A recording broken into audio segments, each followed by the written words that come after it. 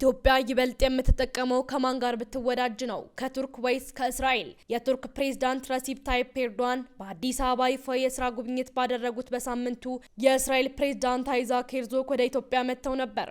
ሁለቱም መሪዎች ከጠቅላይ ሚኒስትር ዶክተር አብይ ጋርም ተወያይተዋል። ቱርክና እስራኤል በዓለም አቀፍ የፖለቲካ መድረክ በተቃርኖ የሚንቀሳቀሱ ሀገራት ናቸው። እስራኤል ለሶማሊላንድ የሀገርነት እውቅና ስትሰጥ በጽኑ ከሚቃወሙት መካከል ቱርክ ትጠቀሳለች። ኢትዮጵያ ደግሞ ከሁለቱም ሀገራት ጋር የረጅም ጊዜ ወዳጅነት አላት። በመሆኑም ከወቅታዊ የአፍሪካ ቀንድ ፖለቲካ አንጻር የእስራኤልና የቱርክ መሪዎች ለይፋዊ የስራ ጉብኝት ወደ አዲስ አበባ በመሄዳቸው አንድምታው ምንድን ነው? ኢትዮጵያ ሁለቱ ተቃራኒ አቋም ያላቸውን ሀገራት ፍላጎት እንዴትስ ማጣጣም ትችላለች?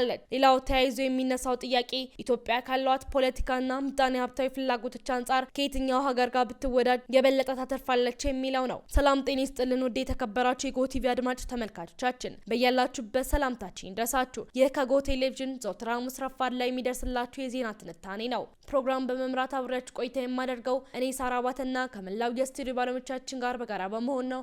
እስከ ፕሮግራም ፍጻሜ ድረስም አብራችሁን ትቆዩ ዘንድ በአክብሮት እንጋብዛለን። ኢትዮጵያ ይበልጥ የምትጠቀመው ከማን ጋር ብትወዳጅ ነው? ከቱርክ ወይስ ከእስራኤል? የቱርክ ፕሬዝዳንት ረሲፕ ታይፕ ኤርዶዋን በአዲስ አበባ ይፋዊ የስራ ጉብኝት ባደረጉት በሳምንቱ የእስራኤል ፕሬዝዳንት አይዛክ ሄርዞግ ወደ ኢትዮጵያ መጥተው ነበር። ሁለቱም መሪዎች ከኢትዮጵያ ጠቅላይ ሚኒስትር ዶክተር አብይ አህመድ ጋርም ተወያይተዋል። ቱርክና እስራኤል በዓለም አቀፍ የፖለቲካ መድረክ በተቃርኖ የሚንቀሳቀሱ ሀገራት ናቸው። እስራኤል ለሶማሊላንድ የሀገርነት እውቅና ስትሰጥ በጽኑ ከሚቃወሙት መካከል ቱርክ ትጠቀሳለች። ኢትዮጵያ ደግሞ ከሁለቱም ሀገራት ጋር የረጅም ጊዜ ወዳጅነት አላት። ለመሆኑም ከወቅታዊ የአፍሪካ ቀንድ ፖለቲካ አንጻር የእስራኤልና የቱርክ መሪዎች ለይፋዊ የስራ ጉብኝት ወደ አዲስ አበባ መምጣታቸው አንድምታው ምንድን ነው? ኢትዮጵያ ሁለት ተቃራኒ አቋም ያላቸውን ሀገራት ፍላጎት እንዴትስ ማጣጣም ትችላለች? ሌላው ተያይዞ የሚነሳው ጥያቄ ኢትዮጵያ ካሏት ፖለቲካና ምጣኔ ሀብታዊ ፍላጎቶች አንጻር ከየትኛው ሀገር ጋር ብትወዳጅ የበለጠ ታተርፋለች የሚለው ነው። ተቃራኒ ፍላጎት ያላቸው ሁለቱ የኢትዮጵያ አጋሮች የቱርክና የእስራኤል መሪዎች በሳምንቱ ልዩነት ወደ ኢትዮጵያ የሄዱበት ምክንያት ከወቅታዊ የአፍሪካ ቀንድ የፖለቲካ ትኩሳት ጋር ተያይዞ መመልከት ይቻላል።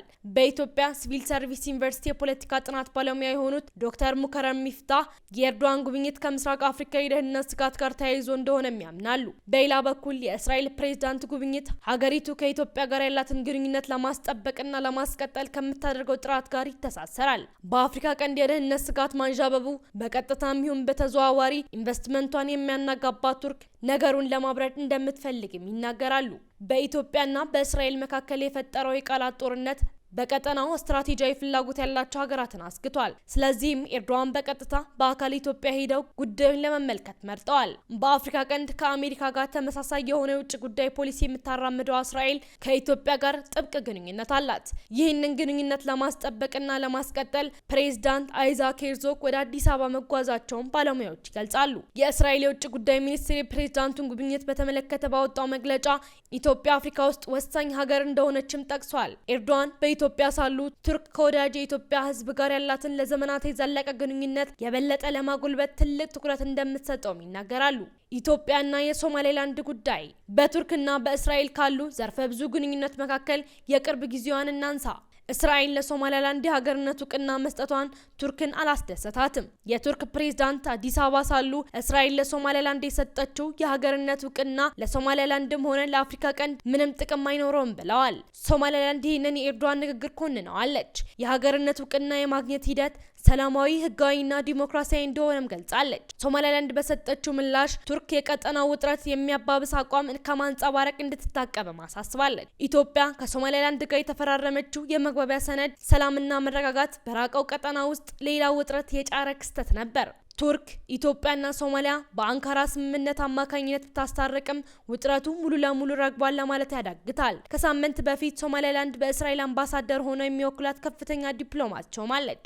የእስራኤል የውጭ ጉዳይ ሚኒስትር ሹመት በሶማሊላንድና በእስራኤል መካከል በተደረሰው ስምምነት መሰረት የተከናወነ መሆኑን በመግለጽ እንደተቀበለ ማሳውቀዋል። እስራኤል በቅርቡ በሶማሊላንድ አምባሳደር እንደምትሾምም ተገልጿል። እስራኤል ለሶማሊላንድ የሀገርነት እውቅና መስጠቷን በተመለከተ ኢትዮጵያ እስካሁን በይፋ የሰጠችው አስተያየትም የለም። ይዘቱ ይፋ ባልተደረገና አሁን ላይ እጣ ፈንታው ግልጽ ባልሆነ የኢትዮጵያና የሶማሊላንድ ስምምነት ውስጥ ሲነሱ ከነበሩ ጥያቄዎች አንዱ ለሶማሊላንድ የሀገር እውቅና መስጠት ነበር። ለዚህም በምላሹ ኢትዮጵያ ለባህር በር ጥያቄዋ ምላሽ እንደምታገኝ ጭምጭምታዎች ተሰምተው እንደነበር አይዘነጋም። በሌላ በኩል እስራኤል ለሶማሊላንድ የሀገርነት እውቅና መስጠቷን ተከትሎ ሶማሊያ ከተባበሩት አረብ ኤሚሬቶች ጋር ያላትን ግንኙነት አቋርጣለች። ከኢትዮጵያ ጋር በታላቁ የህዳሴ ግድብ ምክንያት ለዓመታት ስትወዛገብ የቆየችው ግብጽ የእስራኤል የቅርብ ወዳጅ ናት። በሌላ በኩል ደግሞ ግብጽና ሳውዲ አረቢያ ጥብቅ ቁርኝነት ያላቸው ሲሆኑ ከሰሞኑ የግብጽ ፕሬዝዳንት አብደላ ፋታህ አልሲሲ ወደ ሳውዲ ተጉዘው ከልዑል አልጋ ወራሽ ሙሐመድ ቢን ሳልማህ ጋር ተወያይተዋል። የባህር በር ጥያቄ የኢትዮጵያ የቅርብ አጋር የሆነችው የተባበሩት አረብ ኤሚሬቶች የኢትዮጵያ የባህር በር ጥያቄ እንደምትደግፍ የሚጠቁሙ መረጃዎች ሲወጡ ነበር። የኤርትራው ፕሬዝዳንት ኢሳያስ አፈወርቂም ከኢትዮጵያ የባህር በር ጥያቄ ጀርባ የተባበሩት አረብ ኤሚሬቶች አለች ብለውም በተደጋጋሚ ከሰዋል። የተባበሩት አረብ ኤሚሬቶች ዋነኛ ተገዳዳሪ የሆነችው ሳውዲ አረቢያ በዚህ ረገድ ከኤርትራ ጎን የተሰለፈች ይመስላል። ከዓመታት በፊት ኤርትራ የነበሩት የሳውዲ አረቢያ ምክትል የውጭ ጉዳይ ሚኒስትር ዋሊድ አልኬሬጂ በማስከተል ከኢትዮጵያ የውጭ ጉዳይ ሚኒስትር ጌዲዮን ጢሞቴዎስ ጋር ተወያይተዋል። ከኢትዮጵያ የባህር በር ጥያቄ ጋር በተያያዘ በኢትዮጵያና በኤርትራ መካከል ያለው ውጥረት እየተባባሰ መጥቷል። በዚህ ውስጥ ቱርክና እስራኤል ያላቸው ሚናስ ምንድን ነው? የአፍሪካ ቀንድ በተመለከተ እስራኤልና የተባበሩት አረብ ኤሚሬቶች ተቀራራቢ አቋም አላቸው። በሌላኛው ጽንፍ ያለችው ቱርክ በቀጠናው የምታሳድረውን ተጽዕኖ ማመጣጠን አንደኛው የእስራኤል ፍላጎት ሊሆን እንደሚችልም ዶክተር ሙከረም ይናገራሉ። የኢትዮጵያ የባህር በር ጥያቄ በኢትዮጵያና በኤርትራ መካከል የፈጠረው ውጥረት በቀጠናው ፍላጎት ያላቸው ሀገራት በቀጥታም ይሁን በተዘዋዋሪ ጣልቃ እንዲገቡ እያነሳሳ ነው። የኢትዮ ኤርትራ ውጥረት የፈጠረው ስጋት ቱርክም እስራኤልም ለኢትዮጵያ ጠቃሚ ሀገሮች ከመሆናቸው አንጻር ወደ የትኛው ሀገር ማጋደል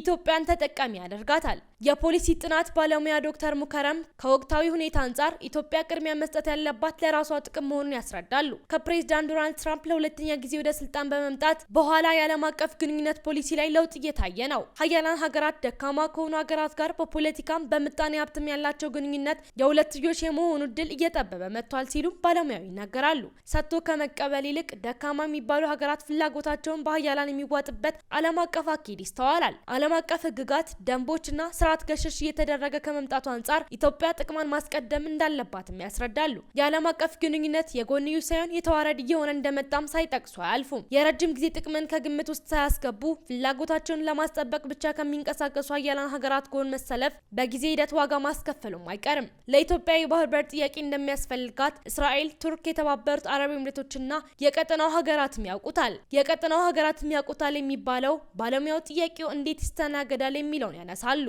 በሌላ በኩል ሰላማዊ በሆነም ባልሆነም መንገድ በአጭር ጊዜ ውስጥ ጥያቄው ምላሽ እንዲያገኝ ፍላጎት አለው። በግራም በቀኝም ጫና ለማሳደር የሚሞክሩትን መቋቋም መቻል አለብን። ሰላማዊ አማራጭ ላይ ግፊት ሊደረግ ይገባል ይላሉ ዶክተር ሙከረም። እስራኤልም ሆነ ቱርክ የየሀገራቸውን ስትራቴጂያዊ ጥቅም ለማስጠበቅ አስልተው እንደሚንቀሳቀሱ ሁሉ ኢትዮጵያም ተጠቃሚነቷን ቅድሚያ እንድትሰጥ ያሳስባሉ። ኢትዮጵያ ወደ እስራኤልም ሆነ ወደ ቱርክ እንድትጠጋ ዶክተር ሙከረም አይመክሩም። ይልቁንም የኢትዮጵያ መንግስት በስልት በምክንያታዊና ጥቅሙን ከፊት አድርጎ ጥቅሙን ሊያሳካለት ከሚችል ከየትኛውም አካል ጋር በቀጠና መልኩ አብሮ መስራት እንዳለበት ይላሉ። ኢትዮጵያ ወደ እስራኤል ወደ ቱርክም እንድትጠጋ ዶክተር ሙከረም አይመክሩም። ይልቁንም የኢትዮጵያ መንግስት በስሌትና በምክንያታዊነት ጥቅሙን ከፊት አድርጎ ጥቅሙን ሊያሳካለት ከሚችል ከየትኛውም አካል ጋር በተጠና መልኩ አብሮ መስራት አለበት ይላሉ።